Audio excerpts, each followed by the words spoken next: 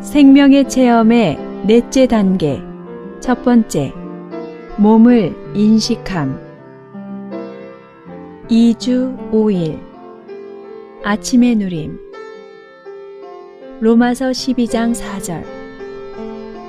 한 몸에 많은 지체가 있지만 모든 지체가 같은 기능을 가진 것이 아닙니다. 고린도전서 12장 18절에서 20절. 그러나 이제 하나님은 그분께서 뜻하시는 대로 지체들을 각각 몸 안에 두셨습니다.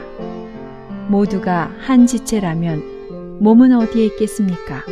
그러나 이제 지체는 많지만 몸은 하나입니다. 만약 여러분이 단지 믿는 이에 불과하다면 자신이 하고자 하는 대로 할 수 있습니다. 그러나 여러분이 그리스도의 몸의 한 지체라면 반드시 다른 지체의 제한을 받아야 합니다. 여기에는 십자가가 필요합니다. 십자가는 우리를 몸으로 인도하고 십자가는 또한 몸의 영역 안에서 작용합니다. 만약 내가 신원자라면 구원받지 않은 사람에게 복음을 전할 때 반드시 복음 전하는 이에게 양보해야 합니다. 나에게 신원자의 은사가 있기 때문에 반드시 복음 전파의 일도 해야 한다고 생각해서는 안 됩니다. 우리 각 사람이 자신의 분량을 알고 또 이 분량을 넘어서지 않는 것이 몸의 성장에서 가장 기본적인 것입니다. 그리스도의 몸은 모든 지체에게 보호일 뿐 아니라 또한 각 지체에게 제한이 됩니다. 각 그리스도인은 그리스도의 몸의 한 지체에 불과하므로 몸의 제한을 받아야 합니다. 우리는 우리 자신이 단독적인 길을 가도록 허락해서는 안 되며 다른 형제 자매와 섞이기를 배워야 합니다. 오늘의 읽을 말씀. 고린도전서 12장 18절은 각 지체에게 명확한 위치가 있고 명확한 배치가 있으며 명확한 직임이 있음을 보여줍니다. 각각의 지체들은 그리스도의 몸을 섬길 수 있게 하는 특별한 몫을 갖고 있습니다. 마치 눈이 볼 수 있고 귀가 들을 수 있고 코가 냄새를 맡을 수 있는 것처럼 모든 지체는 각각의 기능이 있고 각각의 분량이 있습니다.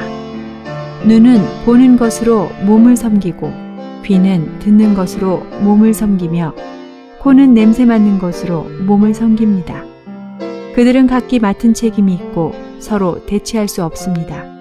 지체마다 각각의 특징이 있고 각자가 할 수 있는 것이 있습니다. 바로 이러한 각자의 특징과 역량이 바로 그 지체의 위치, 직임 혹은 사역을 구성합니다. 우리는 머리이신 그리스도로부터 얻은 생명을 몸에게 공급합니다. 그러나 우리가 기능을 발휘할 때 반드시 합당해야 하며 질서를 따라야 합니다. 몸 안의 질서는 성장과 사역에 있어서 필수적인 것입니다. 집회 때 우리는 믿음의 분량대로 성령의 인도에 따라서 말해야 합니다. 말할 때 우리는 분량을 넘는 말이 있는지 말이 너무 길지 않은지 보아야 합니다. 우리가 참으로 머리의 권위 아래 올 때 주님은 우리를 몸의 특별한 위치에 안배하시며 우리에게 특별한 기능을 주십니다. 우리는 한 면으로 몸에게 공급할 내용이 있도록 그리스도에 대한 계시와 체험을 추구해야 합니다. 다른 한 면으로는 몸 안에 있는 질서, 즉 하나님께서 몸 안에서 안배하신 순서를 알아야 합니다.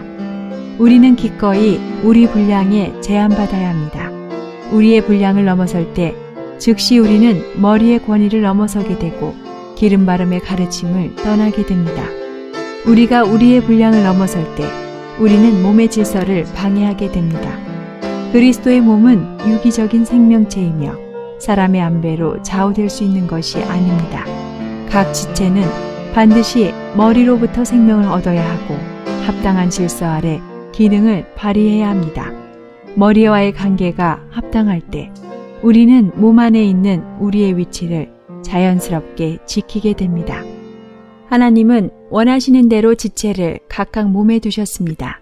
우리의 각 지체들은 그리스도의 몸 안에서 모두 자기의 위치가 있고 그 위치는 하나님께서 각 사람에게 나눠주신 것이기 때문에 우리는 마땅히 그것을 받아야 합니다.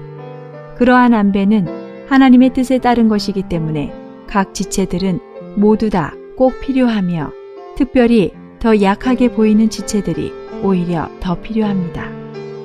로마서 12장 3절에서 냉철하지 못한 생각으로 마땅히 생각해야 할 것 이상으로 자신을 더 높게 생각하는 것은 몸의 생활에 합당한 질서를 폐하여 버리는 것입니다.